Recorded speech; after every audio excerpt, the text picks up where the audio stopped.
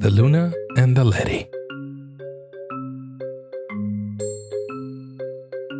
Once upon a time, in the beautiful land of Pineapple Hills, life was never short of adventure, yummy food, and amazing thrills. Living amongst the cerulean folk, in the heart of town of Pineapple Oak, lived Ruby, the Pasofino, a horse, of course.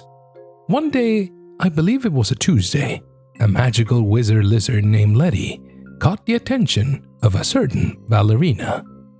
Luna Constantina, the magical Ballerina, did not care much for competition. She decided she was the only one worthy of recognition.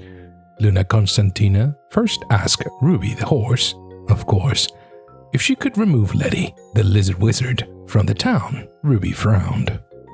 When a polite knight caught wind of the plight, they stepped in and said, "That's not right."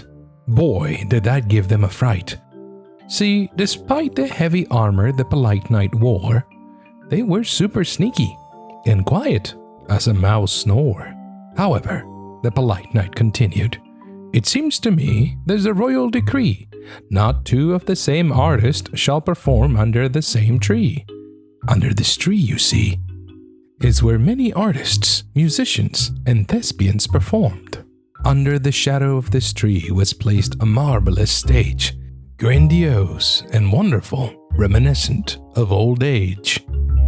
Renowned for its history and lore, it is where many famous performers have become to be adored." Luna Constantina, the magical Ballerina, could not share or even spare any of all the attention.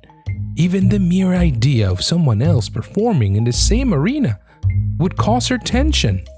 She rushed to tell Leddy, the wizard lizard, to be done and move on.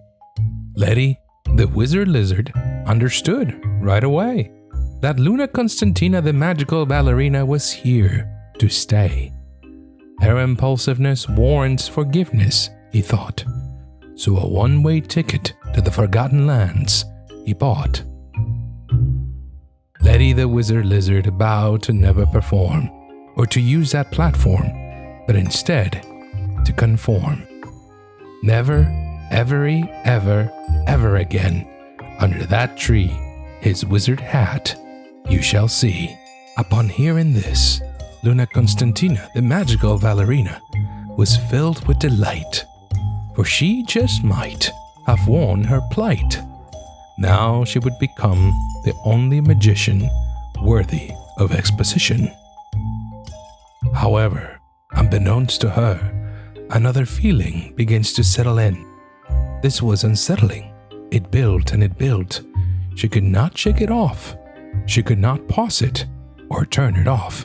This was guilt. She felt as Leddy felt. Empathy allowed her to see, with pure clarity, what she had done to Leddy the wizard lizard. That feeling was not fun. It was guilt. She rushed to the station where Leddy the wizard lizard was headed. She thought and oh, how she fretted all the things that she had said, and now she regretted. If she could only turn back time and undo this thing she had created. When she got to the station, she was broken-hearted. The train that carried Leddy the wizard lizard had already departed. Time had stopped. Time was gone. Time to move on and carry on.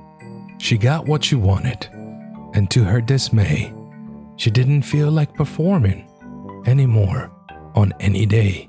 However, standing in the distance, what did she see? A silhouette of a lizard underneath that famous tree.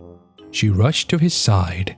Now she could apologize, and together they would be the greatest new magical act ever to perform under that tree. The end.